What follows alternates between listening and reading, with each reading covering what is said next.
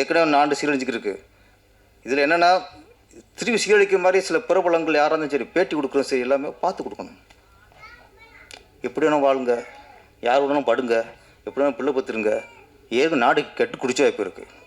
இல்லை இந்த சிக்கல் வேறு. அதனால் யார் என்ன சொன்னாலும் யார் நல்லது சொல்கிறாங்களோ அதை கேட்டுக்குவோம். நம்ம நாட்டுக்கு எது நல்லதோ அதை கேட்டுக்குவோம். நம்ம கலாச்சாரத்துக்கு பண்பாடுக்கு எது நல்லதோ அதை கேட்டுக்குவோம். தனி மனித வாழ்க்கை வேறு. பொதுவாக பேசும்போது நல்ல விஷயங்களை பேசுவோம். இந்த படம் மிகப்பெரிய வெற்றி அடைய வேண்டும், விழிப்புணர்வை உண்டாக்க வேண்டும். என்னைக்கு இரவு 12 மணிக்கு ஒரு பொண்ணு நகையெல்லாம் அணிஞ்சிக்கிட்டு தனியாக போகுதோ அன்னைக்கு தான் அது உண்மையாக சுதந்திரம் அடைஞ்ச நாடு அப்படின்னார். அவர் என்ன சொன்னார்? அவர் நினச்சாருன்னா நகையை தான் பிடிக்கிட்டு போவேன்னு நினச்சார் சார் காந்தி. நம்மளோட அவர் நம்பிக்கை. நாளை இளைஞர்கள் மேலே அவருக்கு அவ்வளோ நம்பிக்கை இருந்திருக்கு. நகையத்தான் பறித்து போவாங்கிட்டு. ஆனால் தனியாக போனால் அந்த பொண்ணை பாலியல் தொல்லை பண்ணி வன்முறை செஞ்சு குத்துரும் கொள்ளலாம் போடுவாங்க, கொன்று போடுவாங்க அப்படிங்கிறது காந்திஜிக்கே தெரியாமல் போச்சு. அவ்வளோ நம்பிக்கை நம்ம மேலே, நம்ம இளைஞர்கள் மேலே அவ்வளோ நம்பிக்கை. இன்றைக்கி நகை போட்டால் அந்த நகையும் போயிடும், கற்பும் போயிடும், உசுரும் போயிடும், எதுவுமே இருக்காது இன்றைக்கி. அந்த மாதிரி சூழ்நிலை நம்ம வாழ்ந்துக்கிட்டு இருக்கோம். இதுக்கு என்ன காரணம்? யார் பொறுப்பு? சட்டம் சரியில்லையா? அரசாங்கம் சரியில்லையா? பெற்றோர்கள் சரியில்லையா? மக்கள் சரியில்லையா? இளைஞர்கள் சரியில்லையா? யார் தான் பொறுப்பு? இதுக்கு கேட்குறக்கு ஆள் இல்லை. ஒரு பொண்ணு போச்சுன்னா முடிச்சு கதை. ஒரே ஒரு உண்மை மட்டும் நம்ம புரிஞ்சுக்கணும். இன்றைக்கி ஒரு 4-5 பேர் சேர்ந்து தனியாகவோ 4 பேர் சேர்ந்தோ ஒரு பொண்ணை கெடுத்து சின்னமன் ஆகிட்டான்னா அவனுக்கு நாளைக்கு நம்ம தண்டனை வருங்க பயமே இல்லை சார். அன்றைக்கி பயமே இல்லை. ஒரு பொண்ணு மேலே கை வச்சா நமக்கு இந்த தண்டனை வந்துடும் பயம் வந்தால் மட்டுமே இதில் குறைய வாய்ப்பு இருக்குது. அது இல்லாத பட்சத்தில் வாய்ப்பே இல்லை. அவன் ஆசை வந்தால் அனுபவிச்சிருவான், காமம் வந்தால் கற்பழிச்சிருவான். நாளைக்கு நான் தெரிஞ்சு பயம் வந்துச்சுன்னா கொண்டு விடுவான். அவனுக்கு எப்படி பயம் வரும்? போச்சு. அவ்வளோ மோசமான சூழ்நிலை தான் அன்றைக்கி நாடு இருக்குது. இந்த படம் நான் என்ன சொல்கிறேன், பெற்றவங்க பார்க்கணும்.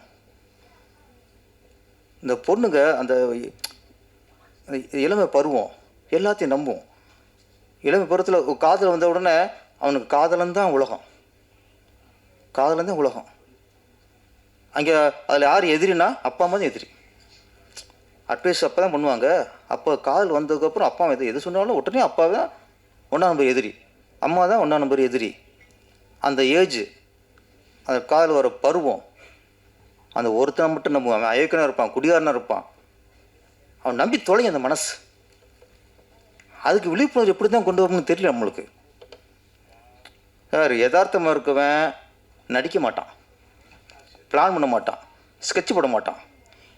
அயோக்கிய பையதான் ஒரு பொண்ணை ஏமாத்துன்னு நினைக்கிறவன் தான் எப்படி ஏமாத்துறது, எப்படி ஸ்கெட்சு போடுறது, என்ன பொண்ணு அந்த பொண்ணு ஏமாறும். இது எல்லாம் யார் பண்ணுவா? அயோக்கிய பையன் தான் பண்ணுவான். பொண்ணுங்க ஒன்று தான் நல்லவனா கெட்டவனாங்கிறதுக்கு இங்கே தான் அவங்க ஒரு ஸ்கேல் வைக்கணும். அவன் யதார்த்தமானவனா?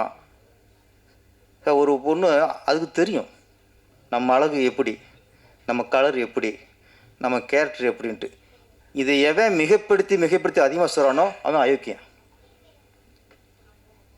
ஒரு சொல்லுவாங்கல்ல வடிவில் பார்த்துட்டு எம்ஜிஆர் கலரும்பாங்களே, உண்மையாது? அது வடிவு நம்புனா என்ன ஆகும்? நம்ம எம்ஜிஆர் கலர்னு. அது மாதிரி தான் அதிகமாக புகழ்ந்து அதிகமாக வர்ணித்து ரொம்ப பண்ணாலே பொண்ணுங்க உஷாராயிருங்க. ப்ளீஸ், உன்னை ஏமாற்ற போகிறான்னு அர்த்தம். அப்புறம் இது அப்பழுக்கற்ற ஒரு உண்மை. ஒன்றே புரிஞ்சுங்க பெண்களாம், ஒருத்தன் உண்மையாக காதலிச்சானா, உன்னை உயிருக்கூறாக காதலிச்சானா, அவன் உன்னை நிறுவனம் பார்க்குறதுக்கு ஆசைப்பட மாட்டான் சார். அதை வீடியோ காட்டு, அது வீடியோ எடுக்க மாட்டான் ஃபஸ்ட்டு முதல்ல. நான் ஒரு பொண்ணை உண்மையாக நினச்சா அது எப்படி ஒரு பொண்ணு ஆபாசமாக நான் வீடியோ எடுப்பேன்? எப்படி எடுப்பேன்? அப்போ காதலாது. பொண்ணுங்க அங்கே தான் உஷாராகணும். எங்கேயாவது உங்களை வந்து வீடியோ ஆபாசம் எடுக்கிறதுக்கு பிரியப்பட்டாலோ இல்லை வீடியோ காலில் வந்து உங்கள் அங்கங்களை காட்டுன்னு சொன்னாலோ அவன் அயோக்கிய பய, பின்னாடியே பெரிய ஆபத்தை நீ விழ போகிற. எவ்வளவு தான் சொல்கிறது நம்ம? அவன் ஷூட் பண்ணி வச்சிடறான். அதை வச்சு எவ்வளோ மிரட்டல் பண்ணுறானுங்க. அங்கே தானே பொண்ணு கவுருது, அங்கே தானே பயப்படுது. அதுக்கப்புறம் தானே அவன் படுக்க வச்சா படுக்குது எங்கே வருது, இந்த வீடியோ வச்சு மிரட்டுறான். ஒரு வீடியோ உங்கள் லைஃபே சீரடிச்சிடும். இப்போ பெண்கள் வந்து லவ் பண்ண தப்பு இல்லை, லவ் காலங்காலமாக இருக்குது.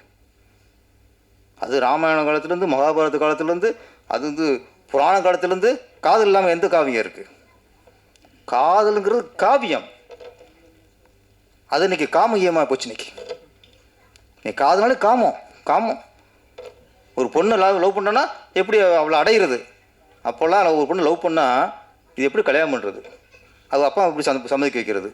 நம்ம அப்பா அம்மா எப்படி சம்மதிக்க வைக்கிறது? இதானே இருந்துச்சு. இப்போ அது இல்லை. லவ் பண்ணால் எப்படி இந்த பொண்ணை அடையிறது? அதுக்கான ரூட் என்ன? அடைஞ்சிட்டா முடிச்சு, அதுக்கப்புறம் முடிச்சு, அவ்வளோதான். இன்றைக்கி காதலுங்கிறது 100ல் 1-2 தான் உண்மையான காதலாக இருக்குது. மற்ற எல்லாமே ஃப்ராடு. இன்னும் டைம் பாஸாக இருக்குது, இல்லை இவங்களுடைய போதைக்கு அவ்வளோ பள்ளியாடாக்க வேண்டிய இருக்குது. பெண்கள், படிக்கிற பெண்கள் தான் அதை புரிஞ்சுக்கணும். ஏன்னா சீரழிச்சிட்டா முடிஞ்சு போச்சு. நான் எத்தனை செத்து போச்சு, சீரழிச்சு கொண்டு விட்டாங்கல்ல. நல்லா டயலாக் வந்துச்சு. ஒரு பொண்ணு உசுவனுக்கு அப்புறம் என்ன தண்ணி விடுது, என்ன மசுக்கணும் டயலாக் சூப்பராக வச்சுருந்தீங்க. என்ன எதுக்குது? உசுறு போச்சு, பொண்ணை சீரழிச்சு விட்டாங்க, அது உசுரும் போச்சு. அப்புறம் அவன் செத்த ரசிப்பானா பூரா அப்பங்காரன்? என் பொண்ணை கெடுத்து ஒன்று தூக்கு தொங்க விட்டாங்க, ரசிக்க முடியுமா சார்?